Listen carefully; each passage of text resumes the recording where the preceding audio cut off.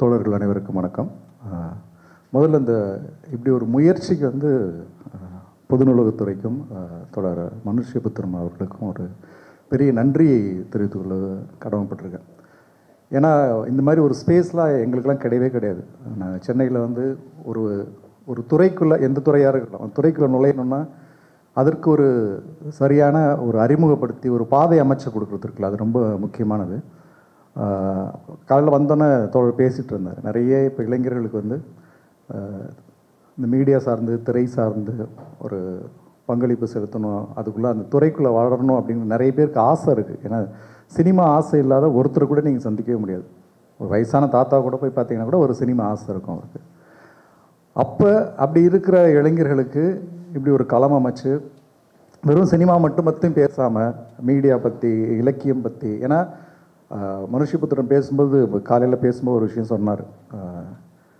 எல்லா நல்ல கலையும் எல்லா நல்ல திறமையும் வந்து சினிமா உள்வாங்கிக்கும். ஏன்னா சினிமாங்கிறது வந்து ஒரு பெரிய மலைப்பாம்பு மாதிரி. நீங்கள் ஆரம்பத்தில் பார்த்தீங்கன்னா கலை வந்து ரொம்ப முக்கியமானது, கலை வடிவங்கிறது. ஏன்னா மனித மனங்களை வந்து செம்மைப்படுத்தக்கூடியது வந்து கலை. இப்போ மனித நாகரிகத்தை நோக்கி நம்ம நகர்றது தான் நம்ம ரொம்ப அடிப்படையில் தேவையானது. இப்போ மனித நாகரிகம்னா என்ன இருக்கணும்? நாகரிகத்தோட உச்சம்னு ஒன்று இருந்தால் அது என்னவாக இருக்கும்? சமத்துவமும் சகோதரத்துவமும் சுதந்திரம் தான் மனித நாகரிகத்தோட உச்சமாக இருக்கும். இப்போ அந்த மனித நாகரிகத்தோட உச்சத்தை நோக்கி நம்ம பயணிக்கிறதுக்கு வந்து கலை வந்து ரொம்ப முக்கியமான பங்களிப்பு செலுத்துது. நம்ம என்னதான் வந்து டெக்ஸ்ட்டாக படித்தாலும் அதுவாக படித்தாலும் கலை வடிவத்தில் ஒரு விஷயம் வந்து ரொம்ப எளிமையாக நம்மக்கிட்ட கடந்துடும். ஒரு தனித்தனி கலைக்கே அவ்வளவு ஒரு பவர்ஃபுல்லான வேல்யூ இருக்கும்போது எல்லா கலையும் உள்வாங்கி உள்வாங்கி முழுங்கி முழுங்கி முழுங்கி இன்றைக்கி எல்லா கலையும் முழுங்கி ஒரு பெரிய மலைப்பாம்பு மாதிரி சினிமா இருக்குது. அந்த சினிமா வந்து அப்படி எல்லா கலையும் உள்வாங்கின ஒரு பெரிய கலை வடிவம்ங்கிறது என்ன நமக்கு திரும்ப கொடுக்குது? தமிழ் சூழலில் பார்த்திங்கன்னா ரொம்ப மோசமான இது டேக்அவே தான். நம்ம தமிழ் சினிமாவிலேருந்து நம்ம எடுத்துகிட்டு போகிற டேக்அவேங்கிறது வந்து ரொம்ப மோசமான மலினமான சமூகத்தை, ஒரு கலையோட நோக்கம் இருக்குல்ல, நீங்கள் சமூகத்தை வந்து ஒரு படி மேலே நகர்த்த வேணாம், ஏற்கனவே இருக்கிறது வந்து கீழே இறக்காமல் இருந்தால் போதும். ஆனால் பல மடங்கு கீழே இறக்கக்கூடிய சூழல் தான் தமிழ் சினிமா சூழல் இருக்குது. ஏன்னா ஏன் இருக்குதுன்னா அது முழுக்க முழுக்க ஒரு நாயக வழிபாட்டு சினிமாக்குள்ள தான் இருக்குது தமிழ் சினிமாங்கிறது.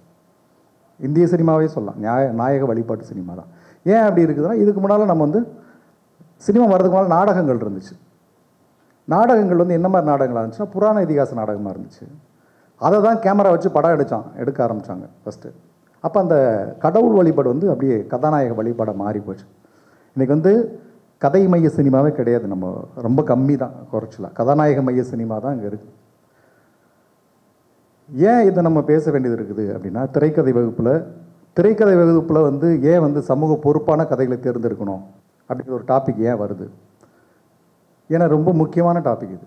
வெறும் திரைக்கதையில் வந்து நீங்கள் நிபுணத்துவர் ஆகிறதும், நீங்கள் வந்து ஜெயிக்கிறதும், நீங்கள் வந்து ஆகச்சிறந்த திரைக்கதை பண்ணி ஒரு பார்வையாளனை வந்து பயங்கரமாக ஏமாத்துறோம், இல்லை வந்து அவன் முன்னால் வந்து நீங்கள் உங்கள் அறிவை காட்டி காட்டி காட்டி காட்டி நீங்கள் ஜெயிக்கிறது அது கிடையாது. ஒரு படைப்பாளனுக்கு அடிப்படையில் வந்து சமூக பொறுப்பு வந்து ரொம்ப முக்கியம். அப்போ உங்களோட திரைப்படங்கிறது, உங்களோட திரைக்கதை அப்படிங்கிறது வந்து என்னவாக இருக்கணும்னா அதுக்கு மிகப்பெரிய பொறுப்பு இருக்குது. அந்த பொறுப்பு வந்து எப்படின்னா ரொம்ப சாதாரணமாலாம் கிடையாது. ஏன்னா ஒரு சினிமா ஏற்படுத்தக்கூடிய தாக்கம் வந்து பயங்கரமான தாக்கம். நீங்கள் ஒரு காலத்தில் வந்து வீட்டில் குழந்தைங்க வந்து எழுத்து பேசினா நம்ம வந்து அதை வந்து எழுத்து பேசக்கூடாதுன்னு சொல்லுவோம். ஆனால் இன்றைக்கி குழந்தைங்க வந்து சர்வசாதாரணமாக செஞ்சிருவேன்னு சொல்லுது. இது எங்கேருந்து வருது? ஏன்னா ஒரு மனிதர்களுக்கு வந்து 2-3 இன்ஸ்டியூஷன்லேருந்து தான் கல்வி கிடைக்கும். ஒன்று குடும்பங்கிற நிறுவனம் வந்து உங்களுக்கு சொல்லிக் கொடுக்கும் என்னென்னன்றதெல்லாம். அப்புறம் வந்து கல்வி நிறுவனங்கள் சொல்லிக் கொடுக்கும். நீங்கள் சார்ந்திருக்கிற மதம் சார்ந்த நிறுவனம் வந்து உங்களுக்கு சில விஷயங்களை சொல்லிக் கொடுக்கும். அப்போ இங்கேருந்து தான் நமக்கு இன்புட் வருது. ஆனால் நம்ம சூழலில் பார்த்திங்கன்னா சினிமா வந்து தவிர்க்க முடியாது நம்ம வாழ்க்கையில். நீங்கள் டெய்லி காலையில் தூங்கி எழுந்திரிச்சு நைட்டு தூங்குற வரைக்கும் சினிமாவோட தாக்கம் இல்லாமல் நீங்கள் வாழ்ந்துட முடியாது. ஒரு நல்ல கல்யாண வீடு, செத்த வீடு, எங்கே போனாலும் சினிமா பாட்டு இல்லாமல், சினிமா இல்லாமல் நீங்கள் கடந்துட முடியாது. ஆனால் அப்பேற்பட்ட சினிமா இங்கே எப்படி இருக்குது அப்படின்னா பெரும்பாலும் ஆணாதிக்க சினிமா தான். இங்கே ரொம்ப மோசமான ஆணாதிக்க சினிமா. பெண்களை வந்து தொடர்ச்சியாக வந்து போகப் பொருளாகவும் நுகர்வு பொருளாகவும் காட்டுற ஒரு கலாச்சாரம் கொண்ட சினிமா தான் இங்கே இருக்குது. அப்புறம் பிற்போக்குத்தனங்களை திரும்ப திரும்ப வந்து என்னதான் சமூகத்தில் வந்து ஒரு அறிவு சார்ந்த ஆட்கள் வந்து அறிவு சார்ந்த ஆட்களும் கலைஞர்களும் சமூகத்தை ஏதோ ஒரு வகையில் வந்து மீட்டெடுத்து கொண்டு வந்தாலும் திரும்ப வந்து ஒரு பிற்போக்கான விஷயத்தை வந்து வச்சு ஒரு கீழே இழுக்கிற ஒரு சூழல் தான் இங்கே சினிமாவில் இருக்குது. ஸோ அப்போ நம்ம ஒரு திரைக்கதையாளனாக மாறும்போது நம்ம என்ன செய்யணும், நம்ம என்ன பங்களிப்பு செய்யணும்? ஏன்னா பங்களிப்பு தான் இங்கே ரொம்ப முக்கியமானது. ஏன்னா நம்ம இங்கே உட்காந்துருக்கிறது வந்து பல பேரோட பங்களிப்பு. இந்த திட்டத்தை யாரோ ஒருத்தர் யோசிச்சிருப்பார். இப்போ தோழர் தேநீர் இடைவெளியில் கூட பேசுகிறார். இந்த இடம் இப்படி வந்து உருவானதுக்கு வந்து முன்னாள் முதலமைச்சர் கலைஞர் கருணாநிதி அவர்களுக்கு வந்து அந்த மூலையில் எப்படி ஒரு திட்டம் உருவாச்சு, சென்னையில் இப்படி ஒரு இடமே கிடையாது ஒரு படிக்கிறதுக்கோ. நீங்கள் வேறு ஒரு பெரிய பல்கலைக்கழகத்தில் கூட இவ்வளோ ஒரு சுதந்திரமான அதே நேரத்தில் ஒரு நெருக்கமான இடத்த நீங்கள் பார்க்க முடியாது. அப்போ இது யாரோ ஒருத்தரோட சிந்தனையிலேருந்து தொடங்குது. இப்போ நம்ம போட்டிருக்க உடை, நீங்கள் உட்காந்துருக்க சேர், இந்த கட்டடக்கலை, இந்த எலக்ட்ரானிக் சாதனத்தங்களை கண்டுபிடிச்சவங்க, இப்படி பல பேரோட பங்களிப்பில் தான் நம்ம வாழ்ந்துட்டுருக்கோம். நீங்கள் காலையில் சாப்பிட்டு வந்தால் ஒரு கருவாட்டு குழம்பு ஒரு சாம்பாரோ கூட யாரோ ஒரு கிளவி கண்டுபிடிச்சிருக்கோம். யாரோ பல பேரோட முயற்சியில் தோற்று ஏதோ ஒன்று பண்ணி ஒரு குழம்பு வடிவமாக மாறி இருக்கும். இப்படி எத்தனையோ பேரோட பங்களிப்பில் நம்ம வாழ்கிறோம். அப்போ நம்ம இந்த சமூகத்துக்கு என்ன பண்ணணும், பங்களிப்பு செலுத்திட்டு போகணும். இது வந்து ஒரு பெரிய அறமோ இல்லை ஒரு பெரிய சமூக போராளியாக காட்டிக்கிறதுக்கான வேலை கிடையாது. இது உங்களுடைய சுயநலம் சார்ந்த வேலை. ஏன் சுயநலம்னு சொல்கிறேன்னா, நீங்கள் எல்லாருக்கும் உங்களுக்கு ஒரு குடும்பத்துலேருந்து வந்திருப்பீங்க. நாளைக்கு உங்களுக்கு ஒரு குடும்பமாகும், இல்லை உங்கள் நண்பர்களுக்கு ஒரு குடும்பமாகும். இந்த சமூகத்தில் உங்கள் சந்ததியை தான் விட்டுட்டு போகிறீங்க. அப்போ உங்கள் சந்ததியை விட்டுட்டு போகிற சமூகம் என்ன மாதிரி சமூகமாக இருக்கணும்? அதில் உங்களுக்கு பொறுப்பு இருக்கு இல்லையா? இது பொது வேலை கிடையாது. இது ரொம்ப அடிப்படையான சுயநலமான வேலை. நாளைக்கு உங்கள் குழந்தை குட்டியை இந்த சமூகத்தில் விட்டுட்டு போகிறீங்க. அப்போ நமக்கு என்ன பொறுப்பு இருக்குது? இந்த சமூகம் என்னவா இருக்கணும் அப்படிங்கிறதுல நமக்கு ஒரு பொறுப்பு இருக்கு இல்லையா? அந்த பொறுப்பின் அடிப்படையில் தான் இங்கே நீங்கள் வந்து ஒரு கலைஞனாக மாறினாலும் சரி, நீங்கள் ஒரு இடத்துல வேலை செஞ்சாலும் சரி, அந்த பொறுப்போடு தான் நம்ம எல்லாத்தையும் அணுக வேண்டியது இருக்குது. அதுதான் அடிப்படையான கடமை நமக்கு. ஏன்னா நம்ம குழந்தை குட்டியை இந்த ஊரில் விட்டுட்டு போகிறோம், இந்த நாட்டில் விட்டுட்டு போகிறோம். அப்போ இந்த இடம் எப்படி இருக்கணும், இதுக்கு நான் என்ன கான்ட்ரிபியூட் பண்ணணும்?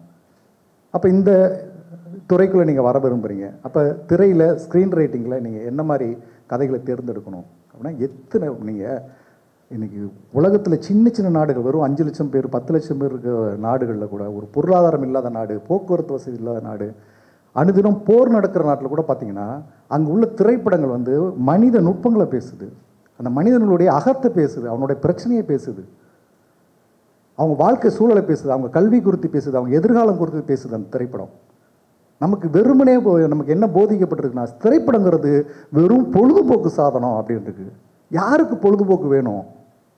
எல்லா தன்னிறைவு அடைஞ்சு ஒருத்த உட்காந்துருப்பான் பாருங்க. எனக்கு கல்வி இலவசமாக கிடைக்குது, மருத்துவம் கிடைச்சிருது, எனக்கு வெளியில் போனால் எந்த சமூக விரோத செயலும் இல்லை, நான் ஒரு சிக்கல் இல்லாமல் வாழ்கிறேன், பிரச்சனை இல்லாமல் வாழ்கிறேன், என் உரிமைகள் வந்து பறிக்கப்படலை, மறுக்கப்படலை. அப்படி இருக்கவனுக்கு பொழுதுபோக்கு தேவை. அவன் கால் மேலே கால் போட்டுக்கிட்டு ஏதோ ஒரு என்டர்டைன்மெண்ட் தேவை. என்டர்டைன்மெண்ட்டுக்கு நம்ம தப்பான வரையறையும் வச்சுருக்கிறோம். வெறும் என்டர்டைன்மெண்ட்டுங்கிறது வந்து ஒரு ஜிவ்வுன்னு ஒன்று ஏறுறதும், ஒரு திரைக்கதையில் வந்து பயங்கரமாக ஏமாற்றி அவன் ஹீரோ அடித்தான் தூக்கினான் ஃபைட்டில் நிப்பாட்டி இன்ட்ரோல் விட்டோம், அது கிடையாது. அது சுவாரஸ்யம் இல்லை. அது ஒரு ஃபேக்கான ஒரு சுவாரஸ்யம்.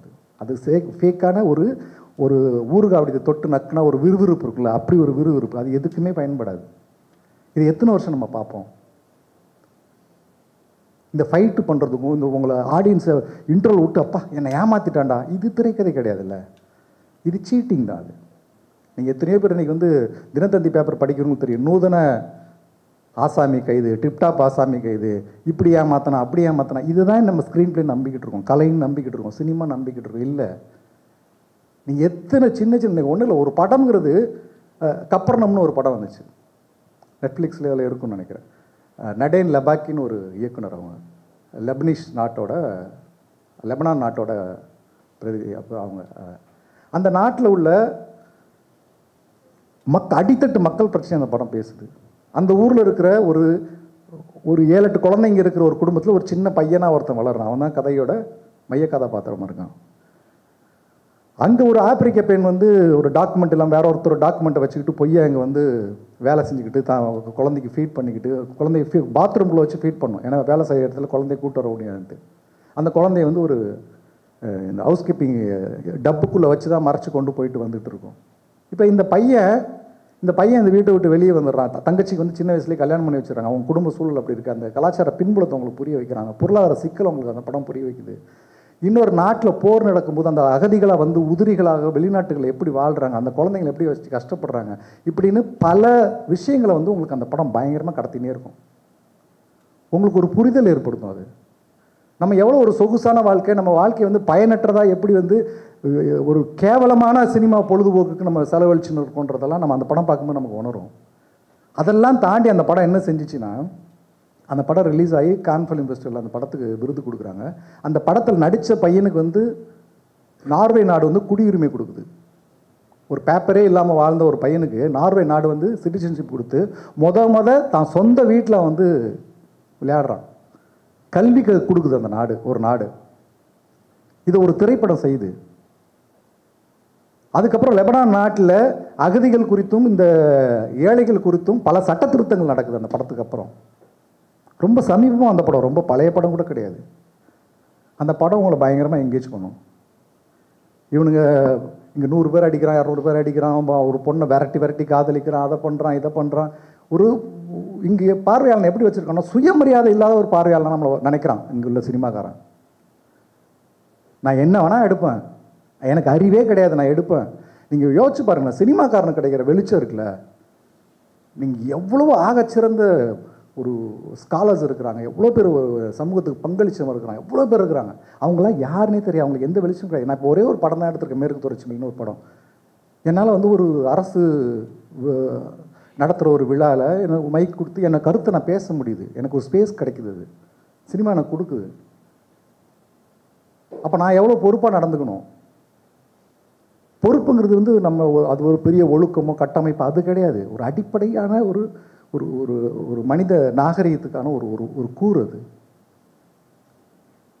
ஏன்னா சினிமா வந்து ஏன் இவ்வளோ சீரியஸாக எடுத்துக்கணும், சினிமா ஏன் இவ்வளோ சீரியஸாக பேசணும் கிடையாது. இன்றைக்கி நம்ம பல இடத்துல நம்ம வந்து போதை குறித்தும் ஊழல் குறித்தும் பல விஷயம்லாம் நம்ம பேசிக்கிட்டு இருக்கோம்னா, ஏன்னா அரசியலற்று நம்ம இருக்கிறது தான் இந்த சீர்கேடுகளுக்கெல்லாம் முக்கியமான காரணம். நம்மளை அரசியலற்று வச்சிருக்கிறது சினிமா தான். ஏன்னா நீங்கள் எவனோ ஒரு கதாநாயகனை கொண்டாடிக்கின்னு உட்காந்துக்கின்னு அவன் ஏதோ சொல்கிறான், அவனுக்கு விசில் அடிச்சுட்டு அவன் 2 மணிக்கு ஒரு ஃபர்ஸ்ட் லுக் ரிலீஸ் பண்ணுவான் ஒரு படத்துக்கு, அதை நான் போட்டு அது எத்தனை வியூஸ் போச்சுன்னு எனக்கு கவலையாகுது. எனக்கு பிடித்த ஒரு நடிகரோட ஃபர்ஸ்ட் லுக்கு எத்தனை மில்லியன் போச்சுன்னு எனக்கு பிரச்சனையாக இருக்குது. அதில் என்ன இருக்குது, இந்த சமூகத்துக்கும் நமக்கும் என்ன இருக்குது? எப்படி பீடிச்சு வச்சிருக்கல நமக்கு சினிமாவை. இப்போது சினிமாங்கிறது வந்து நீங்கள் ஒரு விளையாட்டான ஒரு விஷயமே கிடையாது. அதே மாதிரி என்டர்டைன்மெண்ட்டுன்னு இவங்க சொல்கிற ஒரு ஒரு ஒரு ஃபேக்காக ஒன்று குத்தி, இல்லை நம்ம இவ்வளோ சீரியஸாக பார்க்க தேவையில்ல, சினிமா ஒரு என்டர்டைன்மெண்ட். நமக்கு 1000 பிரச்சனை இருக்குது, தேட்டருக்கு போய் ஒரு 2 நிமிஷம் ஜாலியாக இருந்துட்டு வரலாம், ஜாலியாக இருந்துட்டு வரலாம், தப்பு கிடையாது. 2 நிமிஷம் நீங்கள் தரமான பொழுதுபோக்காக இருக்கணும். அது எனக்கு 1000 பிரச்சனை இருக்குது, எனக்கு டென்ஷன் இருக்குன்ட்டு நான் போய்ட்டு கஞ்சா அடிச்சுன்னு வந்தால் எனக்கு அது அது என்ன மாதிரி பண்பு அது இல்லை இல்லையா? இப்போ நம்ம வந்து ஒரு நண்பர்கள்ட்ட நம்ம உரையாடும் போதே அவன் ஒரு பொய் சொன்னா, டே என்னடா கதை விடுறான்னு கேட்குறோம். ஆனால் அத்தனையும் பொய், நிஜ வாழ்க்கைக்கு சம்பந்தம் இல்லாது, அறிவியலுக்கு சம்பந்தம் இல்லாது, உங்கள் பகுத்தறிவுக்கு சம்பந்தம் இல்லாது, நீங்கள் இதுவரை படித்து வச்சுருக்கிற, நீங்கள் கேட்டு வச்சுருக்கிற உங்கள் அறிவுக்கு எதிராக உங்களை மழுங்கடிக்கிற ஒரு விஷயத்த நம்ம அவ்வளோ செலவு பண்ணி பார்க்குறோம், அதை கொண்டாடுறோம், அதை பற்றி பேசிகிட்டு இருக்கோம். அவங்க நாளைக்கு வந்து நாட்டை ஆட ஒருத்தரும் துடிச்சிக்கிட்டு இருக்காங்க. அதில் உள்ள நடிகர்களாக இருக்கட்டும், அதுக்குள்ளே பின்னணியில் இருக்கவங்களா இருக்கட்டும். இந்த நாட்டை யார் வேணால் ஆடலாம், தப்பு கிடையாது. ஆனால் நீங்கள் எடுத்த படங்களில் நீங்கள் என்ன விட்டீங்க? நீங்கள் இந்த சமூகத்துக்கு நீங்கள் கோடியாக சம்பாரித்த படங்கள், இந்த மக்கள் உங்கள் மேலே வச்சுருக்க இந்த அபரிமிதமான அன்புக்கு வந்து நீங்கள் என்ன திரும்ப கொடுத்தீங்க? ஒன்றுமே கிடையாது. நீங்கள் எவன் படத்தை வேணால் எடுத்து பாருங்கள், அவன் பெரியாள், அந்த ஹீரோ பெரியாள். என்னால் தான் சாதிக்க முடியும், நான் தான் செய்வேன், நான் தான் அடிப்பேன், நான் தான் இந்த பிரச்சனைக்கு தீர்வு காணுவேன், எனக்கு மட்டும்தான் அறிவு இருக்குது இப்படின்னு ஒரு ஒற்றையை வந்து திரும்ப நிறுவுறது தான் இங்கே உள்ள கதாநாயக வழிபாட்டு சினிமாவோட வேலை. அது இல்லைல்ல. இப்போ நீங்கள் டேஸ்ட் ஆஃப் ஷெரின்னு ஒரு படம் பார்த்துருப்பீங்க நிறைய பேர். அந்த படம் ஒன்றுமே கிடையாது. ஒருத்தர் வந்து சூசைட் பண்ணிக்கணும்னு முடிவு பண்ணிக்கிறாரு, தற்கொலை பண்ணணும்னு முடிவு பண்ணுறாரு. ஒரு பள்ளம் பார்த்து வச்சுருக்கிறாரு, ஒரு மருந்து குடிச்சோ ஏதோ ஒன்று பண்ணிவிட்டு அந்த பள்ளத்தில் நான் படுத்துக்க போகிறேன், படுத்து சாக போகிறேன்னு முடிவு பண்ணிட்டார். அவருக்கு ஒரு நம்பிக்கை இருக்குது, நம்ம படுத்ததுக்கப்புறம் நம்மளை மண்ணு போட்டு மூடுறதுக்கு ஒரு ஆள் வேணும்.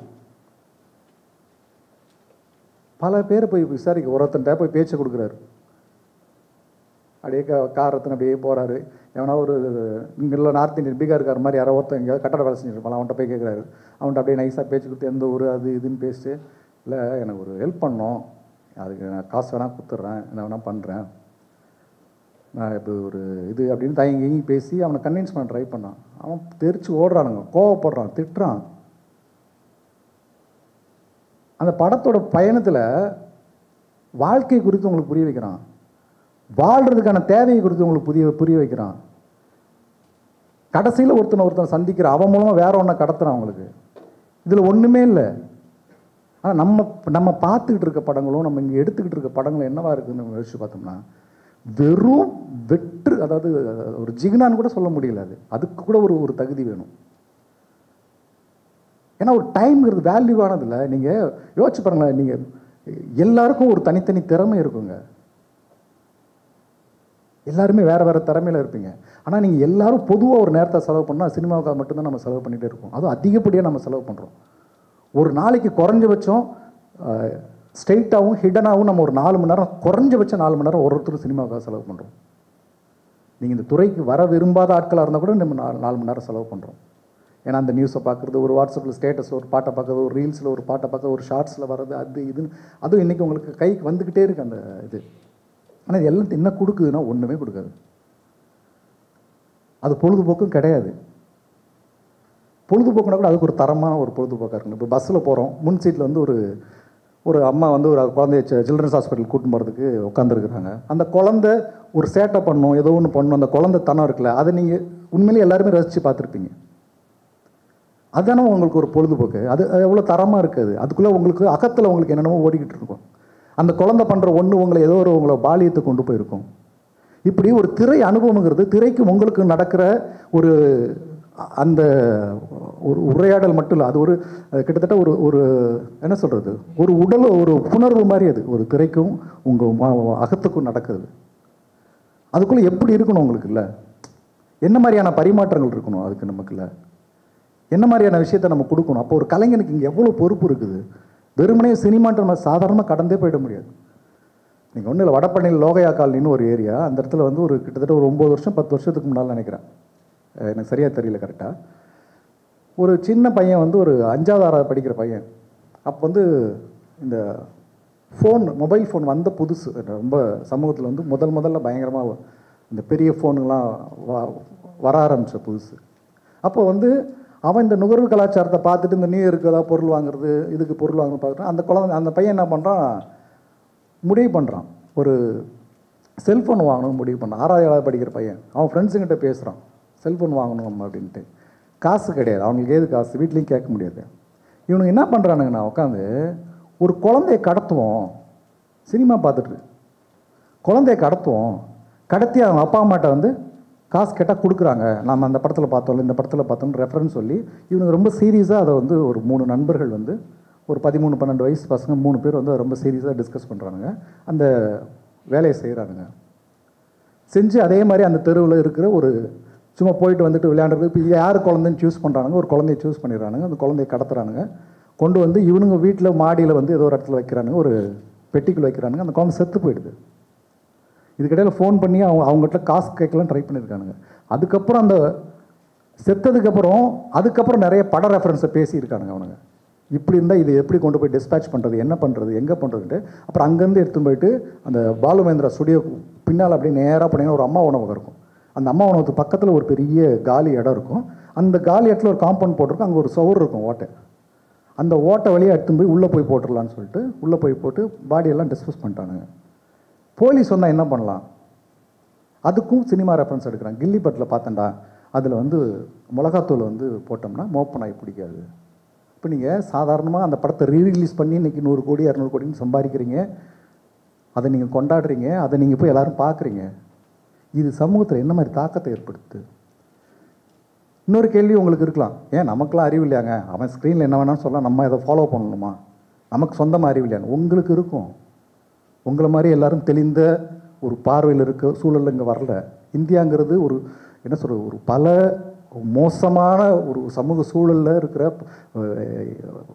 நீங்கள் நினச்சே பார்க்க முடியாத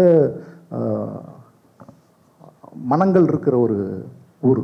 அவ்வளோ சூதும் வாதம் சூழ்ச்சியும். ஏன்னா இங்கே உள்ள கட்டமைப்பு அப்படி, இங்கே சாதிய வர்க்க கட்டமைப்பு வந்து அவ்வளோ மோசமாக இருக்குது.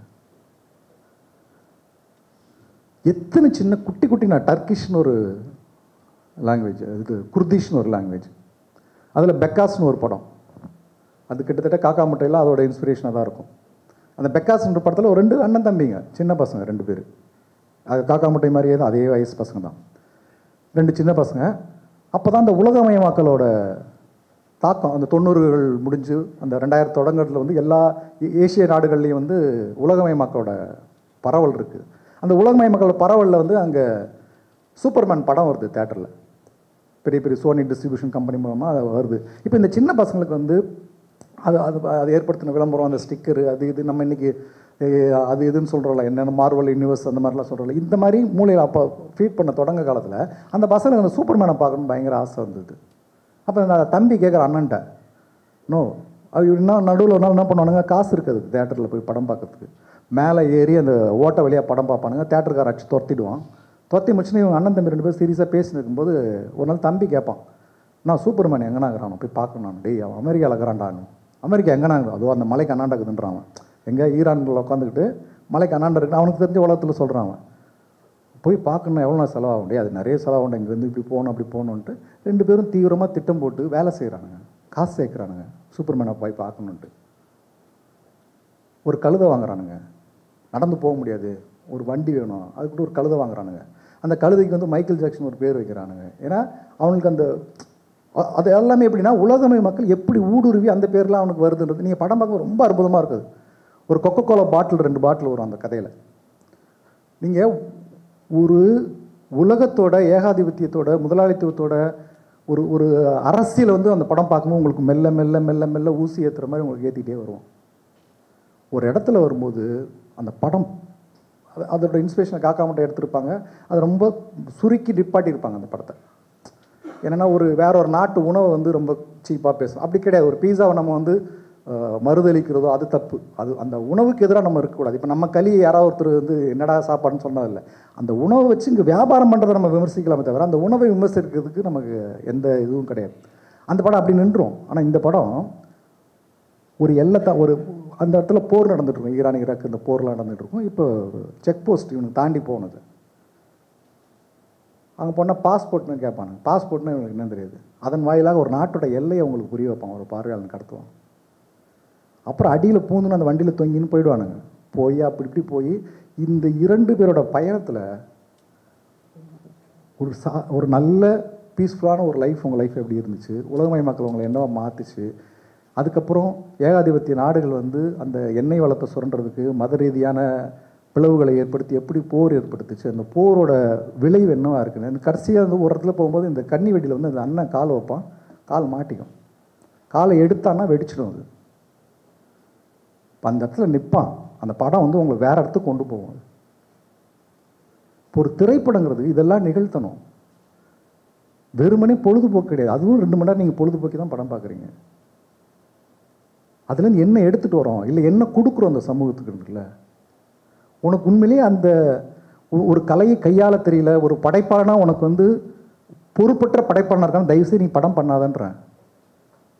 வேற ஏதாவது வியாபாரம் பண்ணு. அவன் பண்ணுறான், சரி ஓகே, நமக்கு ஒரு சுயமரியாதை இருக்குல்ல. அவன் என்ன பண்ணாலும் நம்ம போய் பார்ப்போமா, நம்ம காசு கொடுத்து 2 மணி நேரத்தை செலவு பண்ணுவோமா. ஒன்றும் இல்லை, நம்ம பெரியம்மாவோ இல்லை நம்ம ஊரில் யாரோ ஒருத்தர் வந்து சொந்தக்காரங்க வந்திருப்பாங்க, அவங்க அடிபட்டு இங்கே ஜிஹெச்சில் சேர்த்துருப்பாங்க, ஒரு நியூரோ செக்ஷனில் சேர்த்துருப்பாங்க, இல்லை ஒரு எமர்ஜென்சியில் இருப்பாங்க.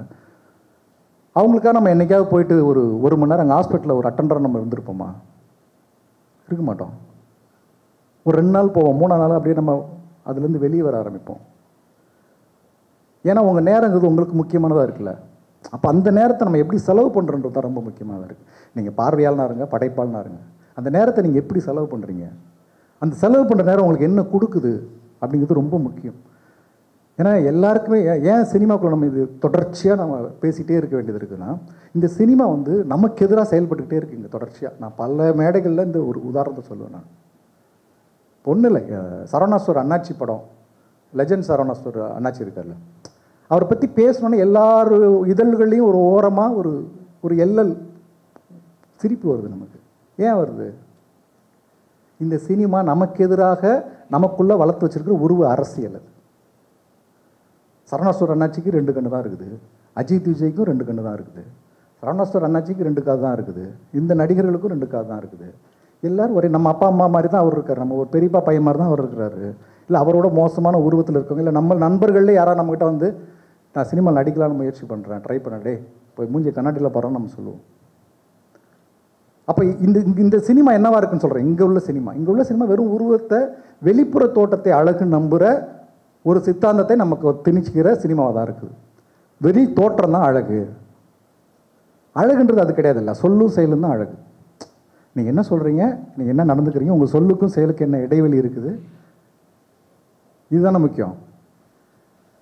அப்போ இந்த சினிமா நம்மளை இப்படி அழகு புறத்தின் அடிப்படையில் நம்மளை நம்ப வைக்குதுன்னா ஒரு விதத்துலையும் நம்ம அடுத்த கட்டத்துக்கு நகரவே நம்மளை விடாது. ஏன்னா நம்மளை அகத்துக்குள்ளே அதை ட்ராவல் பண்ண விடலைன்னா நீங்கள் உங்களை கண்டறிய முடியாது. முதல்ல நீங்கள் உங்களை கண்டறியலைன்னா இந்த சமூகத்தோட தொடர்ச்சி இருக்குல்ல, எத்தனையோ பங்களிப்பு பொருள் நம்ம இன்றைக்கி இங்கே ஒரு கம்ஃபர்ட்டாக வாழ்ந்துட்டுருக்கோம்ல, அத்தனை பேரோட பங்களிப்பையும் நம்ம அவமானப்படுத்துறதுக்கு சமம் அது. இப்போ நம்ம இன்றைக்கி வாழ்ந்துட்டுருக்க ஒரு வாழ்க்கைங்கிறது வந்து நம்ம அப்பா அம்மா கொடுத்தது மட்டுமே கிடையாது. பல்லாயிரக்கணக்கான பேரோட போராட்டத்திலையும், பல்லாயிரக்கணக்கானோட தியாகத்திலையும், எத்தனையோ பேரோட பிரிதல்கள்லையும், மரணத்துலேயும் நமக்கு கிடைக்கப்பட்ட ஒரு வாழ்க்கை அது. அப்போ வெறும் திரைப்படங்களை வந்து ஒரு கதைகளை வந்து சுவாரஸ்யத்துக்காக மட்டும் நான் கற்றுக்கிறேன் திரைக்கதையை இல்லை, அது கிடையாது. சுவாரஸ்யங்கிறது என்னென்னா, உங்கள் பாட்டி எங்கள் பாட்டியும் கதை சொன்னாங்க நமக்கு சின்ன பிள்ளையில். எந்த பாட்டிக்கு சிட்ஃபீல்டு தெரியும், எந்த பாட்டிக்கு நீங்கள் சொல்கிற இந்த screen play technique, plot point தெரியும், இத்தனை நிமிஷத்தில் இங்கே வரணும், இந்த இடத்துல பிரேக் பண்ணணும், எத்தனை பாட்டிக்கு தெரியும்? அது கிடையாது. எதை சொன்னாலும் நீங்கள் சுவாரஸ்யமாக எதிர்க்கவங்கள கனெக்ட் பண்ணால் போதும். பொண்ணுல மேற்கு தொடர்ச்சி மலையில் ஃபஸ்ட்டு 49 நிமிஷம் காட்சி வந்து வெறும் ஒரு நாள் நடக்கிறது. மீதி ஒரு 60-65 நிமிஷம் 14 வருஷம் நடக்கிற கதை. திரைக்கதை பற்றி நீங்கள் பெரிய மேஜிக்லாம் கிடையாது. அதை நீங்கள் வந்து பயங்கரமாக போட்டு அப்படிலாம் கிடையாது. உங்களோட இன்டென்ஷன் கரெக்டாக இருக்குதுன்னு வச்சுக்கோங்க. நீங்கள் என்ன சொல்ல போகிறீங்க, ஏன்னா ஆடியன்ஸ்க்கு தான் சொல்ல போகிறீங்க. அது கேட்க போகிறவங்க யாருன்றது டார்கெட் ஆடியன்ஸ் இருக்குது, தெளிவாக இருக்குது. என்ன சொல்ல போகிறீங்க அப்படிங்கிறதுல உங்களுக்கு கிளாரிட்டி இருந்துச்சுன்னா அந்த கிளாரிட்டி அதுக்கான திரைக்கதையை வடிவமைச்சு கொடுத்துரும். அந்த கதை கேட்கும் ஒரு திரையின் மொழியை. நீங்கள் சினிமா பார்த்து சினிமா பண்ணிங்கன்னா நீங்கள் இந்த சினிமாவை பார்த்து இதில் எப்படி பண்ணாங்க, இது எத்தனை நிமிஷத்தில் வந்துச்சு, இதுதான் நீங்கள் பண்ணணும். அதுக்கு நீங்கள் தேவையில்லை. உங்களை தொந்தரவு பண்ணுற ஒரு விஷயத்த இதை நான் கம்யூனிகேட் பண்ண விரும்புகிறேன், அந்த கம்யூனிகேஷன் டூல் நான் சினிமாவை நான் தேர்ந்தெடுத்திருக்கிறேன், நான் ஸ்க்ரீன் பிளே ரைட்டிங்கை நான் அந்த டூலாக நான் தேர்ந்தெடுத்திருக்கேன் அப்படின்னு நீங்கள் முடிவு பண்ணிட்டீங்கன்னா உங்களோட வாதைகளை உங்களோட பார்வையிலிருந்து உங்களோட வழியோட நீங்கள் ப்ரெசென்ட் பண்ணுங்கள். அது வரும். அந்த கதை அந்த கதையை உங்களுக்கு சொல்லிக் கொடுக்கும். ஒன்றும் ஒரு சமையல் மாஸ்டருக்காரன்னு வச்சுக்கலாம். சாதாரணமாக ஒரு பாயை போய் பார்க்குறோம், பிரியாணி செய்யணும்னு சொல்கிறார். அவர் என்ன லிஸ்ட் எழுதி கொடுப்பாரு? பிரியாணிக்கு தேவையான பொருள் எழுதி கொடுக்க போகிறாரு. சரியா? அவருக்கு தெளிவு இருக்குது, நான் என்ன சமைக்க போகிறேன்ற தெளிவு இருக்குது. அவருக்குன்னு ஒரு மெத்தட் இருக்கும். அவர் ஆம்பூர் ஸ்டைலில் செய்கிறாரா, அந்த சைடில் செய்கிறாரா, தம் பிரியாணி செய்கிறாரா, ஹைதராபாத் பிரியாணி செய்கிறாரா, அவருக்குன்னு ஒரு அந்த பிரியாணிக்குள்ளேயுமே அவர் ஏன் அந்த சுல்தான் பாயை போய் நம்ம ஏன் பார்க்கணுன்றதுக்கு அவர் ஒரு வித்தை வச்சுருக்கிறாரு. அவர் எழுதி கொடுத்துட்டு போகிறாரு. இதே அவர்கிட்ட போயிட்டு நீங்கள் வந்து பிரியாணி கூட வந்து எனக்கு தால்ச்சா வேணும்னா தால்ச்சாக்கான பொருள் எழுதி கொடுக்க போகிறாரு. அப்போ அந்த கதை இல்லை, நீங்கள் எவ்வளோக்கு எவ்வளோ தெளிவாக இருக்கீங்களோ அதை சொல்கிற விதத்தை அந்த கதை உங்களுக்கு சொல்லி கொடுத்தோம். இல்லை அந்த கிளாரிட்டி இருக்குல்ல, அந்த தெளிவு இருக்குல்ல, இந்த விஷயத்தை நான் சினிமாவாக பேசணும், ஏன் நான் பேசணும், 1000 சினிமா வந்துச்சு, லட்சம் சினிமா வந்துச்சு, ஏன் படத்தை நீங்கள் ஏன் பார்க்கணும், நான் என்ன சொல்ல வரேன், யாருக்கு சொல்ல வரேன் அப்படின்னு நீங்கள் அந்த தெளிவு இருந்துச்சுன்னா திரைக்கதைங்கிறது தானாக வந்துடும். ஒன்றும் இல்லை, இந்த நூலகத்துக்கு நீங்கள் வரணும்னு நீங்கள் முடிவு பண்ணிட்டீங்கன்னா இதுதான் கதைன்னு வச்சுங்களேன். நீங்கள் லைப்ரரிக்கு இந்த ஹாலுக்கு வரணும், இதுதான் கதை. ஒருத்தரும் உங்களோட சூழல்லேருந்து எப்படி இங்கே வந்து சேர்றீங்கன்றதான திரைக்கதை. ஸோ அப்போ இங்கே வரணுன்ற உங்களுக்கு தீர்க்கமான முடிவு இருந்துச்சுன்னா எப்படி வரணுங்கிறது உங்களுக்கு பிளான் வந்துடும். அங்கே திடீர்னு பிஎம் போகிறாரு, அங்கே டிராஃபிக் க்ளோஸ் பண்ணாங்க, அங்கேருந்து இப்படி இந்த டைம் போகிறது, இல்லை அதை விட முக்கியமான வேறு இருக்கா, இல்லை நம்மகிட்ட காசு இருந்தால் ரேபிட்டோவில் வரலாம், காசு இல்லைன்னா பஸ்ஸில் எந்தெந்த வழியெல்லாம் போயிட்டு இங்கே ரீச் பண்ண முடியும் அப்படின்ட்டு அது உங்களுக்கு அந்த வழியை அமைச்சு கொடுத்துரும். ஸோ அதுக்கு நீங்கள் மெனக்கிட தேவையில்லை. ஆனால் என்னோட தாழ்மையான ஒரு உரிமையான வேண்டுகோள் என்னங்கிறதுனா, ஒரு படைப்புங்கிறதுக்கு ஒரு படைப்பாளனுக்கு ஆகச்சிறந்த பொறுப்பு இருக்குது. மற்ற எல்லாரையும் விட, அப்பாவோட அம்மாவை விட, உற்ற நண்பனை விட ஒரு படைப்பாளனுக்கு ஆகச்சிறந்த பொறுப்பு இருக்குது. அந்த ஆகச்சிறந்த பொறுப்பு சமூகத்தை மேம்படுத்துகிற பொறுப்பெல்லாம் கிடையாது. உங்கள் குடும்பத்தை, உங்கள் சந்ததியை ஒரு நல்ல சமூகத்தில் விட்டுட்டு போகிறதுக்கான உங்களோட பொறுப்பு, சுயநலமான பொறுப்பு தான்.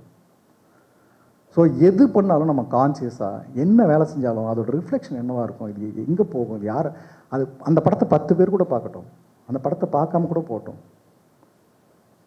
ஆனால் உங்களுக்கு ஒரு ஒரு சமூக பிராணியாக நான் ஒரு படைப்பு படைத்தேன், இது எந்த விதத்துலையும் சமூகத்தை உயர்த்தலைனாலும் பின்னோக்கி கொண்டு போகல அப்படிங்கிற திருப்தி இருந்தால் போதும். நன்றி. உங்களோட கேள்விகள் இருந்து. Hi sir. எனக்கு வந்து நான் எப்போ ஒரு கதையை வந்து டிஸ்கஸ் பண்ணாலுமே ஃப்ரெண்ட்ஸ் கிட்ட 2 விஷயம் வந்து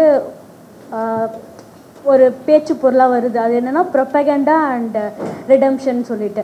ஸோ அது வந்து ஒரு நான் கதை எழுதும் போது அதில் ஒரு ப்ரொபகண்டா இருக்கணும் அப்படின்றது முக்கியமாக, அது ஒரு கேள்வி. இன்னொன்று வந்து ஒரு கேரக்டர் எழுதும் போது அவன் வந்து அந்த கேரக்டர் வந்து பிரச்சனைகள் தாண்டி ஒரு வெற்றி பெறான் அப்படின்ற ஒரு ரிடெம்ஷன் வந்து வைக்கணுமா? எனக்கு அது வேணாம், அவன் வந்து கஷ்டப்படுறான்றதை மட்டும் நான் காட்ட போகிறேன் அப்படின்றது நான் மைண்ட் செட் இருக்கும்போது என்னோடய ஃப்ரெண்ட்ஸ்லாம் வந்து இல்லை ரிடெம்ஷன் வேணும் அப்படின்றத சொல்கிறாங்க. ஸோ அது கன்ஃபியூஷன் இருக்குது. அது உங்களுக்கு பதில்? அதான், உங்களுக்கு நீங்கள் தெளிவானால் மட்டும்தான் உங்களுக்கான கதையை நீங்கள் படைக்க முடியும். ஏன்னா இப்போ நீங்கள் ஒரு மருத்துவமனைக்கு போகிறீங்கன்னா உங்களுக்கு என்ன பிரச்சனை இருக்குதுன்னு உங்களுக்கு சொல்ல தெரியணும். இல்லை உங்களுக்கு சொல்ல தெரியலனா கூட உங்களோட சிம்டமையாவது கரெக்டாக வந்து டாக்டர்கிட்ட கடத்த தெரியணும். ஏன்னா உங்களுக்கு தான் நோய் இருக்குது, உங்களுக்கு தான் சிகிச்சை தேவை. அது மாதிரி ஒரு ரைட்டராக நீங்கள் தான் முடிவு பண்ண போகிறீங்க நான் என்னத்தை சொல்ல போகிறேன்ட்டு. என்ன சொல்ல போகிறன்றதுல கிளாரிட்டி உங்களுக்கு வந்துருச்சுன்னா உங்களுக்கு இவ்வளோ கன்ஃபியூஷன்ஸ் வராது. ரெண்டாவது, லைஃப் எக்ஸ்போஷர் ரொம்ப முக்கியம். வெறுமனே சினிமா பார்க்குறதோ புத்தகங்கள் படிக்கிறதோ அதெல்லாம் தேவை தான். ஆனால் இருந்தாலும் சக மனிதர்களை உற்று நோக்கிறது, சமூகத்தை உற்று நோக்கிறது வந்து ரொம்ப முக்கியமானது. நீங்கள் சாதாரண பஸ்ஸில் போகிறீங்கன்னா கூட எல்லாத்தையும் நீங்கள் ஒரு முன்முடிவோடு உற்று நோக்கக்கூடாது. ஒரு மிரர் மாதிரி நீங்கள் அதை எல்லாத்தையும் அப்ரோச் பண்ணி பார்க்கணும். ஏன்னா முன்முடிவுகளோடு அணுகும்போது நமக்கு என்னென்னா அதுலேருந்து நமக்கு ஒன்று வராது. ஏன்னா நீங்கள் டெய்லி லேர்னிங் தான். இங்கே உங்களுக்கு ஒன்று கொடுத்துக்கிட்டே இருக்கும். இந்த வாழ்க்கைங்கிறது வந்து ஒன்று ஒன்று கொடுத்துக்கிட்டே இருக்கும் நமக்கு. நம்ம எவ்வளோ வெளிப்பாக இருக்கிறோன்றது. அப்புறம் உங்களோட சப்ஜெக்டில் நீங்கள் என்ன சொல்ல வரீங்கன்றதில் உங்களுக்கு கிளாரிட்டி. ஏன்னா சினிமாங்கிறது வந்து ஒரு சாதாரண விஷயம் கிடையாது. ஒரு தீசிஸ், ஒரு 10 தீசிஸ் சமம் ஒரு திரைப்படங்கிறது. ஒரு கரெக்டாக ஒரு படம் எடுத்திங்கன்னா ஒரு 10 தீசிஸ் சமம். ஏன்னா அந்த படத்தின் மூலமாக நீங்கள் சமூகத்துக்கு பல டாக்குமெண்ட்டை பதிவு செய்கிறீங்க. ஒரு 2010 ஒரு படம் வருதுன்னா 2010 இந்த ஊர் எப்படி இருந்துச்சுங்கிறது ஒரு எக்ஸ்டீரியரில் எடுத்திருந்தீங்க, அவுட்டோரில் எடுத்திருந்தீங்க, ஒரு கேண்டிடாக ஒரு ஷார்ட் எடுத்திருந்தீங்கன்னா அது ஒரு டாக்குமெண்ட். அது இப்போ கோவை பகுதியில் எடுத்திருந்தீங்கன்னா அந்த வட்டார வழக்கு பதிவு பண்ணிங்கன்னா அது ஒரு ஃபோக்லோரோட டாக்குமெண்ட். அது ஒரு வழக்காற்று மொழியோட டாக்குமெண்ட்ரி. இப்போ நான் மேற்கு தொடர்ச்சி மலையில் எடுத்தேன்னா அது மதுரை மாவட்டத்திலே தேனி ஆண்டிப்பட்டி கணவாய்க்கு இந்த பக்கம் உள்ள பகுதி. அப்போ அந்த மக்களே நான் நடிக்க வைக்கிறேன் போது அந்த மக்கள் பேசுகிற எல்லாமே அது ஒரு ஆவணம். அது அந்த வழக்கு மொழி என்னவா இருந்துச்சு, அதுலேயும் சமூகத்துக்கு சமூகம் மாறுபடும்.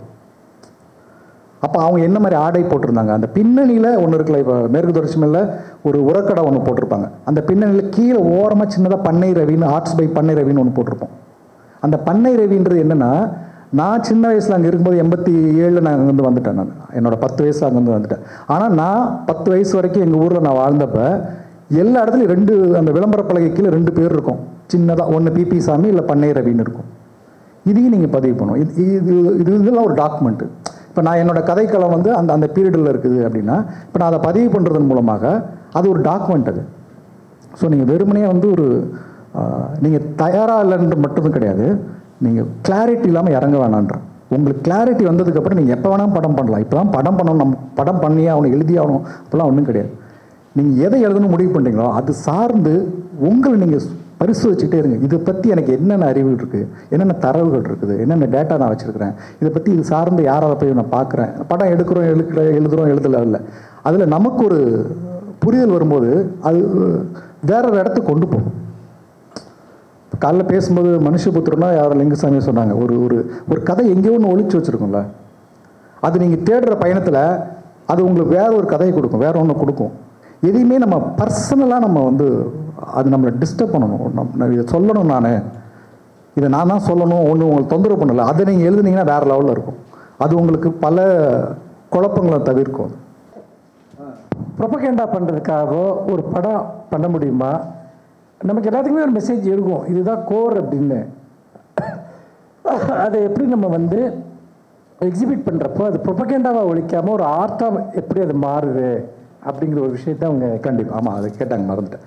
எப்பயுமே ஒரு நம்ம மெசேஜ் சொல்லணும், அதுன்னு பிரச்சாரம் இருக்கக்கூடாது. இப்போ நான் வந்து ஒரு இடதுசாரி தத்துவத்தை வந்து நம்புகிறேன், பின்பற்றேன்னா நான் இடதுசாரி தத்துவத்தை பிரச்சாரம் பண்ணுறதுக்கு நான் படம் எடுக்கக்கூடாது. என் வாழ்வின் ஊடாக அந்த வாழ்க்கையை காட்டுறதன் ஊடாக அதை நான் புரிய வைக்கணும். பிரச்சாரம் வந்து கலை கிடையாது. அதேமாதிரி தீர்வு சொல்கிறதும் கலையோட வேலை கிடையாது, கலைஞனோட வேலை கிடையாது. அப்போ அதை ஒரு ரொம்ப தெளிவான பார்வையில் நீங்கள் சமூகத்துக்கு எடுத்து வைக்கும்போது அது பல சலனத்தை ஏற்படுத்தும். அது பல பிரச்சாரங்களை தன்னை வந்து அது எது தேவையானதோ, எது வந்து தாங்கி நிற்கக்கூடியதோ, எது அவனுக்கு தேவையானதோ அது தன்னை வந்து பிரச்சாரம் பண்ணிக்கும். அதுக்குள்ளே இருக்கிற அந்த ஓட்டங்கள் வந்து பிரச்சாரம் பண்ணிக்கும். எந்த காலத்துலையும் நம்ம பிரச்சாரம் பண்ணுறது, ஒரு டிக்ளேர் பண்ணுறது, இது நம்ம சினிமா கிடையாது. அதனால தான் நம்ம வாழ்க்கையை உத்து பார்க்கணும்னு சொல்கிறேன். அதனால தான் முன்முடிவோடு அணுக வேணான்னு சொல்கிறேன். நீங்கள் முன்முடிவோடு அணுகாமல் அதே நேரத்தில் உங்களுக்கு ஒரு ஸ்ட்ராங்கான ஒரு அரசியல் புரிதல் இருக்கணும். அரசியலுக்கு நமக்கு சம்மந்தம் விலகி நம்ம போகிறதுல ஒரு பெரும் சிக்கல் தான் நமக்கு வந்து எந்த ஃபார்மையும் நம்ம புரிஞ்சுக்க முடியாமல் இருக்குது. தோழர் கேட்ட மாதிரி அவங்க சொன்ன மாதிரி இது பிரச்சாரம் வந்து எங்கேயுமே இருக்கக்கூடாது. ஆனால் நம்ம வாழ்க்கையின் ஊடாக அதை காட்டணும். அவனுக்கு காட்டணும். அது பயங்கரமாக இருக்கும். நீங்கள் ஒன்றும் இல்லை, நம்ம எவ்வளோ எழுதுகிறோம், படம் எடுக்கிறோம், சிலர் வாழ்க்கையில் ஒரு கடந்து ஒரு வார்த்தையில் 1000 நம்மளை தெளிவுபடுத்திட்டு போயிட்டே இருக்கும். எனக்கு அப்படி நிறைய நடந்திருக்கு. என் ஃப்ரெண்டு ஒருத்தர் மியூசிக் டைரக்டர் ஒருத்தர் ஞானான்னு சொல்லிட்டு இருந்தார். அவங்க அம்மா இறந்துட்டாங்க. அவங்க அம்மா இறந்தப்பெல்லாம் என்ன பண்ணுவாருன்னா, அவர் அந்த இறந்த நாளுக்கெல்லாம் வந்து அவர் வீட்டில் வந்து ஒரு தக்காளி சாதம் மாதிரி செஞ்சு ஒரு 20 பொட்டலம் கட்டிக்கின்னு எடுத்துன்னு போய் அப்படியே போகிற வழியில் யாராவது வயசானவங்க இது முடியாதவங்க பார்த்தா கொடுப்பாரு. அப்போ ஒரு நாள் நான் பின்னால் வண்டியில் உட்காந்துருந்தேன். எனக்கு அந்த மாதிரி இதில் நம்பிக்கை கிடையாது. நான் பின்னால் உட்காந்துருந்தேன். அங்கே ஒருத்தர் கிண்டி ரயில்வே ஸ்டேஷன் அந்த சப்வேண்டை வந்து ஒருத்தர் வயிறு ஒட்டி போய் ரொம்ப பார்க்குறதுக்கே ஒரு தோற்றம் வந்து ஒரு சாப்பிடாத மாதிரி இருந்தாருன்ட்டு அவர்கிட்ட எடுத்துகிட்டு போய் அவர்கிட்ட கொடுனான்னாரு. நான் எடுத்துன்னு போய் குத்துனா அவர் என்ன சொன்னார், இல்லைப்பா நான் காலைல சாப்பிட்டேன், யாராவது சாப்பிடாம இருப்பாங்க, அவர்கிட்ட குத்துருன்ட்டு அவர் பார்த்து பயணிக்கிறாரு. இது இல்லை, எனக்கு இன்னும் பண்ணிடுச்சு, எனக்கு ஒரு மாதிரி ஆயிடுச்சு. கண்டிப்பாக என்கிட்ட கொடுத்தா நான் வாங்கி வச்சுருப்பேன். நான் இப்போ நம்ம எவ்வளோ இடத்துல இந்த அன்னதானம் போடுற இடத்துல பார்க்குறோம், இல்லை இலவசங்கள்ன்ற இப்போ வெள்ளத்தில் வந்து சென்னையில் வெள்ளம் நடக்கும்போது 4ஆவது மாடியில் இருக்கலாம் ஃபஸ்ட்டு லைனில் போய் நின்றுட்டு இருப்பாங்க கீழே இருக்கிறத விட. ஆனால் அந்த மாதிரி தருணங்கள் இருக்குல்ல, அதை நீங்கள் முறையாக உங்கள் படத்தில் பதிவு பண்ணால் அதை பார்க்குறவங்களுக்கு அவங்களோட அந்த நேர மனநிலையும் அவங்களோட அந்த நேர புரிதலும் அவங்களோட அது ஒரு படங்கிறது பல வருஷம் வேலை செஞ்சுக்கிட்டே இருக்கும். ஒரு படம் மட்டும் இல்லை, எல்லா படைப்புமே அந்த ரைட்டர் ஒன்று எழுதியிருப்பாங்கள்ல, அதை வாசிக்கிறவனுக்கு வந்து ஒரு 10 வருஷம் கழிச்சு அவன் வாசிக்கும்போது அவனோட வளர்ச்சியோடு சேர்ந்து அந்த படைப்பு வளர்ந்து வேறு மாதிரி அவனுக்கு ஒன்று சொல்லிக் கொடுக்கும். அதை நம்ம பதிவு பண்ணுறது ரொம்ப முக்கியம். அதை நீங்கள் பிரச்சாரமாக நீங்கள் அணுகுனீங்க, முன்முடிவோடு அணுகுனீங்கன்னா அது ரொம்ப ஃபேக்காக இருக்கும். இப்போது நீங்கள் சொல்கிற மாதிரி அதை போன்ற வடிவத்தில் சமூக அக்கறையோடு நான் ஒரு திரைக்கதை பண்ணி வச்சுட்டேன். இதை நான் தயாரிப்பாளர்கிட்ட அணுகும் பொழுது அவங்களுடைய மனநிலை ஒன்று இருக்கு இல்லையா, அதை நம்ம எப்படி எதிர்கொள்கிறது? இப்போ நான் சமூக இதுவாக அணுகு வச்சிட்டேன்னா, இப்போ அண்ணன்ட்ட கொடுத்த ஒரு புத்தகமாக போட்டோம்னா அது இந்த சமூகத்தை இந்த சூழலை பற்றி பேசியிருக்குன்னு புத்தகமாக போகிற இடத்திற்கும் தயாரிப்பாளர்கிட்ட போகும்பொழுது, இப்போ தயாரிப்பாளர் தானே ஒரு பணம் கொடுக்குறாங்க, நம்மக்கிட்ட காசு இருந்தால் நம்மளே அதை எடுத்துருவோம் இல்லையா, அது இல்லாமல் தான் ஒவ்வொரு இடத்தையும் அலைஞ்சிட்டு இருக்கோம். அதை எப்படி அணுகிறது, அவங்கள எப்படி நம்ம இது பண்ணுறது? ஃபஸ்ட்டு சமூக அக்கறைன்ற நான் ஒத்துக்க மாட்டேன், சுயநலமான்னு சொல்லுங்கள், அதான் நம்ம பேசுகிறேன். ஏன்னா இந்த சமூகம் நல்லபடியாக இருந்தால் தான் நம்ம சந்ததியை விட்டுட்டு போக போகிறோம். அப்போ அது செய்கிற எல்லா வேலையும் சுயநலமான வேலை, அது பொது வேலைன்னு சொல்லக்கூடாது, சமூக அக்கறைன்னு சொல்லக்கூடாது. இப்போ நீங்கள் அப்படி ஒரு கதை எழுதிட்டீங்க. இப்போ ஒரு தயாரிப்பாளரை நீங்கள் காலைல லிங்குசாமி பேசும்போது சொன்னார் இல்லையா, ஒரு படைப்பாளன் வந்து சினிமாவை பொறுத்த வரைக்கும் வெறும் கலை மட்டும், உட்காருங்க ப்ளீஸ், சினிமாங்கிறது வெறும் கலை மட்டும் கிடையாது, இது வந்து ஒரு வணிகம் சார்ந்த கலை. அப்போ உங்களுக்கு என்ன கிளாரிட்டி வேணும்னா, இந்த இடத்துல நீங்கள் வெறும் ரைட்டராக மட்டும் இருந்துட்டால் படம் பண்ணிட முடியாது. அதுக்கு ஒரு அனுபவம் இருக்குது. இந்த இண்டஸ்ட்ரி நீங்கள் புரிஞ்சுருக்கணும். இந்த இண்டஸ்ட்ரி எப்படி இருக்குது, இந்த ஆடியன்ஸ் எப்படி இருக்கிறாங்க. அப்போ நீங்கள் வேலை செஞ்ச அனுபவத்தின் மூலமாக இல்லை உங்களோட புரிதல் மூலமாக ஒரு படத்தை, இந்த கதையை இப்போ எல்லா படைப்பாளனுக்குமே தன்னோட படைப்பு தான் அந்த ஆகச்சிறந்த படைப்புன்னு ஒரு இருக்கும். இது இல்லாமல்னா ஒன்றுமே இல்லை, இந்த உலகம் வந்து அவ்வளோதானே, இது பார்க்காம செத்து போகுது இந்த உலகம் அப்படின்ற மாதிரி தான் அவனுக்கு கோபம் இருக்கும் இல்லையா, நமக்கு அப்படி இருக்கும். ஆனால் நம்ம ஒரு அடுத்த நபர்கிட்ட அது வியாபாரமாக போய் அணுகும்போது, இப்போ ஒரு பப்ளிஷர்கிட்ட போகும்போது அவங்க வேற ஒன்றா அதை நம்ம பார்ப்பாங்க. நம்ம ஒன்று நினச்சிட்டு அந்த புத்தகத்தை கொண்டு போகும்போது அவரோட ஸ்டேஜுக்கும் அவரோட இதுக்கும் அது வேற ஒன்றா தெரியும். இப்படி தான் இருக்கும். அப்போ இங்கே 2ஆம் நபர் வரும்போதே நீங்கள் அந்த இடத்துலேருந்து நீங்கள் அந்த புரிய வைக்கிறதும் அதை வென்றெடுக்கிறதுக்குமான வேலை அங்கே தொடங்கிடுது. அப்போ எப்படி வென்றெடுக்கிறதுனா, உங்களுக்கு ஃபஸ்ட்டு புரிதல் இருக்கணும். உங்களுக்கு இந்த துறையில் நீங்கள் வெறும் ரைட்டராக இருக்க போகிறீங்கன்னா அது வேறு, ப்ளஸ் இங்கே எல்லாருமே நம்ம அப்படி கிடையாது, இங்கே எல்லாமே டைரக்டர் சேர்ந்த ஒரு ஆசை தான் இருக்கும் எல்லாருக்குமே. இப்போ நீங்கள் டைரக்டராக அந்த கதையை வந்து நீங்கள் படமாக பண்ணணும்னா ஃபஸ்ட்டு உங்களுக்கு அனுபவ அறிவு தேவை, இந்த இண்டஸ்ட்ரியை பற்றின ஒரு அனுபவம் தேவை. இது எப்படி ஷூட் பண்ணுறோம், இந்த சீனை ஒரு நாள் எடுக்க முடியுமா, எவ்வளோ பட்ஜெட் இது என்ன. இப்போ நமக்கு ஏன் சொல்ல வந்தோன்னா, இப்போ நம்ம கதை சிறப்பாக இருக்குமா சொன்னோன்னா, இதுக்கு இந்த நடிகர் போடுவோம் அந்த நடிகர் போடணும், அது ஒரு யதார்த்தம் வேறு. இப்போ ஒரு நடிகரை வச்சுட்டு படம் பண்ணும்போது அவங்களுக்கான சம்பளம்னு ஒன்று இருக்குது. அங்கே ஒரு நடிகர் வந்துட்டாருன்னா அவருக்கு வந்து ஒரு ஒரு ஒரு மேக்கப் தனியாக ஒருத்தர், ஒரு காஸ்டியூம் டிசைனர் தனியாக ஒருத்தர், ஒரு காஸ்டியூமர் தனியாக ஒருத்தர், காஸ்டியூம் டிசைனர் தனியாக ஒருத்தர், இப்படின்னு அவங்களோட சைஸ் பெருகிட்டே போகும். அப்போ ஒரு கேரவேன் இருக்கணும், அதுக்கான செட்டப்பு, அந்த 10 பேருக்கு சாப்பாடு, அந்த 10 பேர் வந்து போகிறதுக்கான வண்டி செலவு, இப்படிலாம் இருக்குது. அப்போ நீங்கள் ஒரு எடுத்துருக்க கதை வந்து அது ஒரு மெயின் ஸ்ட்ரீம்க்கான கதையாக இருக்காது. அப்போது நம்ம அந்த புரிதல் இருக்கணும். இப்போ நான் மேற்கு தொடர்ச்சி மலை நாங்கள் எழுதும்போதுனா, நான் கிட்டத்தட்ட ஒரு 18 வருஷம் அசிஸ்டன்ட் டைரக்டராக வேலை செஞ்சேன். நான் 97 காலேஜ் முடிச்சதுலேருந்து நான் ஆஃபீஸ் பாயாக ஒரு 2 வருஷம் வேலை செஞ்சு, அதுக்கப்புறம் பல இடத்துல அசிஸ்டன்ட் டைரக்டராக வேலை செஞ்சு 2015 அந்த படத்தை ஆரம்பிச்சு பண்ணுறோம். அப்போது என்ன திட்டம் போடுறோன்னா, இந்த படம் ஒஸ்ட் கேஸ் என்னென்னாலும் நடக்கும் அப்படின்னு நீங்கள் ஒரு ஸ்கெட்ச் போடணும் ஃபஸ்ட்டு. இதை குறைஞ்சபட்சம் அந்த முதலீடு பண்ண தயாரிப்பாளருக்கு எடுத்து கொடுக்க வேண்டியது என்னோடய பொறுப்பு இருக்குது. வெறும் இங்கே என்னோடய கலை பெருமையை மட்டும் வச்சுட்டு நாங்கள் இருக்க முடியாது.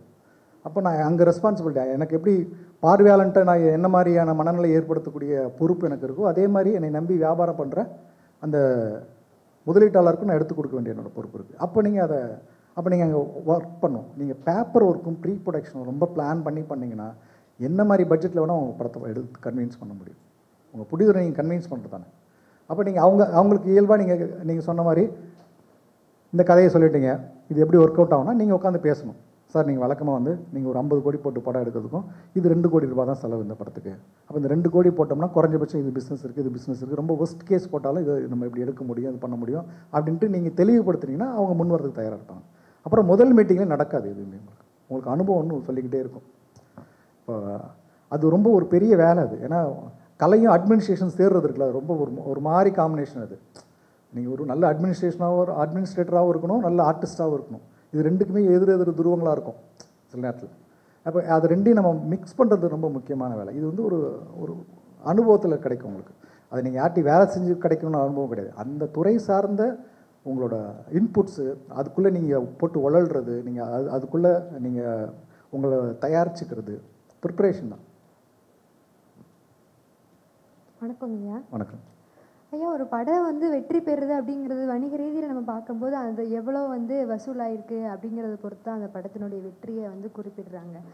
ஆனால் வந்து நம்ம கதையை எழுதக்குள்ள அதை நம்ம வந்து பொழுதுபோக்குக்கு அதிக முக்கியத்துவம் கொடுத்து எழுதணுமா, இல்லை வந்து அதனுடைய கருத்து, அதனுடைய பயன், அதுக்கு முக்கியத்துவம் அதிகமாக கொடுத்து எழுதணுங்களா ஐயா?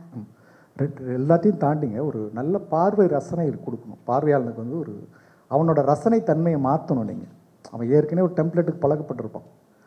இப்போ ஒரு கலைஞனை எங்கே ஜெயிக்கிறான்னா, ஏற்கனவே அவன் உட்காருங்க ப்ளீஸ், ஏற்கனவே பல படம் பார்த்துருப்பான், அதுலேருந்து ஒன்று புதுசாக இருக்கும். இப்போ இந்த திரை அனுபவத்தை கொடுக்குறது இருக்குல்ல, அது ரொம்ப முக்கியமானதாக இருக்குது. அப்புறம் நீங்கள் சுவாரஸ்யமாக எழுதுனா, இதெல்லாம் அந்த கேள்விக்கு பதில் தான். நீங்கள் சுவாரஸ்யமாக எழுதணுமா அப்படி எழுதணுமாங்கிறது, நீங்கள் அந்த கதையில் எவ்வளோ ஸ்ட்ராங்காக இருக்கீங்க, அதை எப்படி சொல்ல போகிறீங்கன்றதுல ஸ்ட்ராங்காக இருந்தீங்கன்னா தானாக வந்துடும் அது. அப்புறம் நிறைய கோடியாக சம்பாதிக்கிறது மட்டுமே வெற்றி கிடையாது. பணம் போட்ட பணத்தை எடுக்கிறது வெற்றி தான். பட்ஜெட் பிரச்சனை கிடையாது. ஒரு பணத்தோட வந்து பட்ஜெட் வந்து வெற்றி தோல்வி கிடையாது வியாபாரத்தோட. ஒன்றும் இல்லை, நீங்கள் ஒயின் ஷாப்பில் வந்து எல்லா ஒயின் ஷாப்லேயும் பயங்கர வியாபாரம் இருக்கும் இல்லையா? ஒரு மளிகை கடை பக்கத்தில் ஒரு அண்ணாச்சி வச்சுருப்பார், அந்த கடையில் ஒரு 4 பேர் 3 பேர் வந்துட்டு போயிட்டுருப்பான். அது நல்ல இன்றைக்கி வந்து அந்த கடையில் தான் ஒரு 28 லட்ச ரூபாய்க்கு வியாபாரம் இருக்குது, இந்த கடையில் வந்து ஒரு 10,000 ரூபாய்க்கு தான் வியாபாரம் இருக்குன்னா அது நல்ல வியாபாரமாக மாறிடாது. நீங்கள் என்ன வியாபாரம் பண்ணுறீங்க, அதோட நுகர்வு என்ன, அதோட பலன் என்ன, அதை பொறுத்து தான் அது தீர்மானிக்கப்படும். ஆனால் சினிமா வந்து வணிகம் சார்ந்த கலை தான். நீங்கள் போட்ட பணத்தை எடுத்து கொடுக்குறதுக்கு உங்களுக்கு அந்த புரிதல் இருக்கணும். பட்ஜெட் காலையில் ஒரு கேட்கும்போது கூட பட்ஜெட்டில் வந்து டைரக்டரோட ரோல் என்னென்னு, அந்த ரோல் ரொம்ப முக்கியமான ரோல் தான். ஒரு அடிப்படையான பட்ஜெட் வந்து எனக்கு தெரிஞ்சிருக்கணும். ஒரு லைட்மேன் வந்து 3 லைட்மேன் வச்சா அடுத்து வந்து ஒரு மேஸ்திரி வைக்கணுன்றது எனக்கு தெரிஞ்சிருக்கணும், எனக்கு நாலேஜுக்கு. இப்போ 2 லைட்மேன் நான் வைக்கிறேன்னா எனக்கு அதுக்கு ஒரு மேஸ்திரி வைக்க தேவையில்லை. அப்போ நான் 2 லைட்மேன் வைக்கிறேன்னா நான் வந்து பெரிய லைட் செட்டப் நான் போனேன்னா நீங்கள் அதுக்கேற்ற லைட்ஸ்மேன் வைக்கணும். நான் என் படம் வந்து ஒரு நேச்சுரல் லைட்டில் எடுக்கணும்னு நான் பிளான் பண்ணுறேன் அப்படின்னும் போது நீங்கள் தயாரிப்பு செலவு குறைக்கலாம்.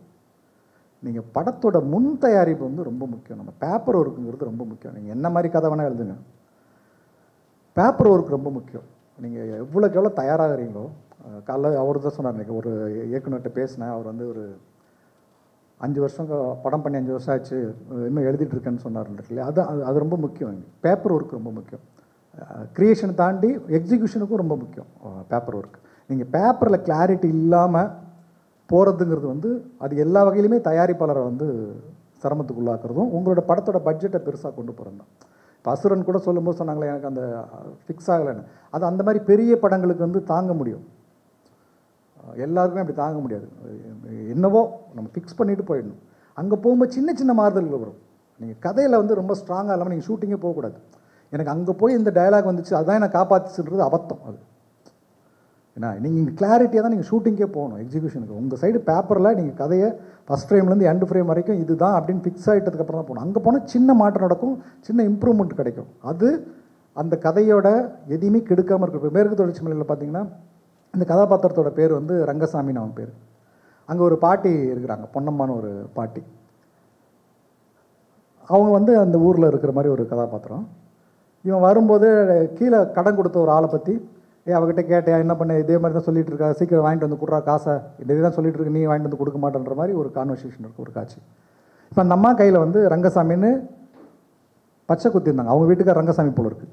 இப்போ ஸ்பாட்டில் அதை பார்த்தோன்னே என்ன பண்ணுறோம், டயலாக அதுக்குள்ளே ஒன்று ஆட் பண்ணுறோம். ஆட் பண்ணி அதை ஒரு பெருசாக கொஞ்சம் மாற்றுறோம்.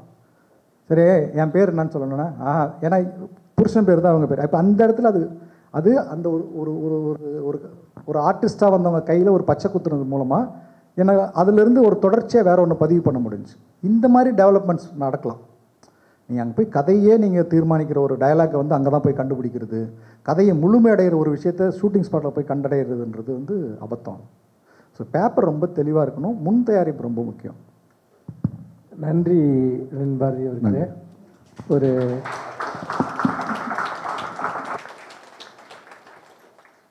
எந்த ஒரு விஷயத்துக்கும் நம்ம இதுக்கு முன்னாடி ஒரு அடிப்படையில் வந்து திரைக்கதை முக்கியம்னு பேசினோம்.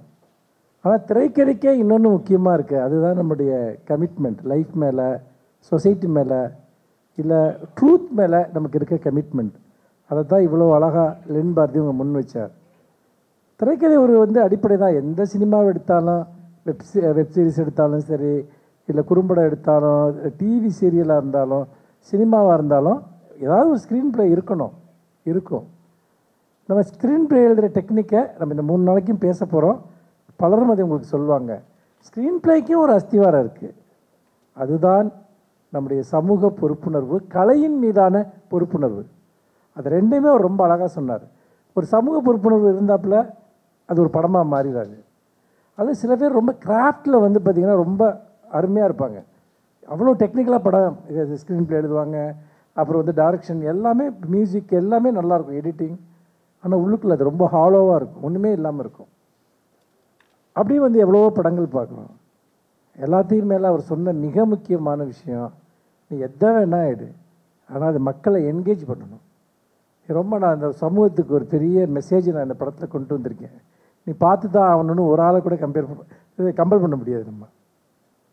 அப்போது எப்படி ஒரு என்டர்டெய்னிங் மூவிங்கிறத இன்வால்வ்டாக, என்கேஜாக ஒரு ஆடியன்ஸ் பார்க்குறானோ, ஒரு ரஜினி படத்தை எப்படி அவன் பார்க்குறானோ, அந்தளவுக்கு ஈடுபாட்டை ஒரு சமூக பொறுப்புள்ள ஒரு படத்திலும் கொண்டு வர முடியும். கொண்டு வந்தால் தான் ஆர்டிஸ்ட். அவர் அதை தான் சொன்னார். அவர் சொன்ன முக்கியமான மெசேஜாக நான் அதை தான் நான் பார்க்குறேன். நீங்கள் சோஷியலி கமிட்டடாக இருக்குதோ, ஒரு கலாபூர்வமாக இருக்குதோ, அது என்கேஜாக இருந்தால் தான் வணிக ரீதியாகவும் வெற்றி பெறும். இந்த 3 மிக முக்கியமான அடித்தளத்தின் மீது தான் நான் அதை அப்படி தான் நான் தொகுத்துக் கொள்கிறேன் என்னுடைய மனசில். எப்போ எந்த உரையை கேட்டாலும் அது எனக்கு ஒரு பழக்கம். நான் இதில் மிக முக்கியமான என்ன புள்ளிகளை அவர் தொட்டு சென்றார் என்பது.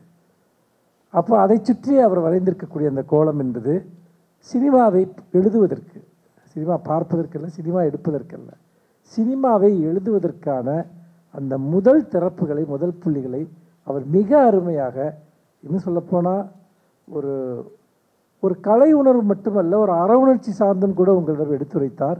அவருக்கு நெஞ்சார்ந்த நன்றிகளை தெரிவித்துக் கொள்கிறேன். நம்முடைய நிறைவு அமர்வு இப்பொழுது தொடங்குகிறது.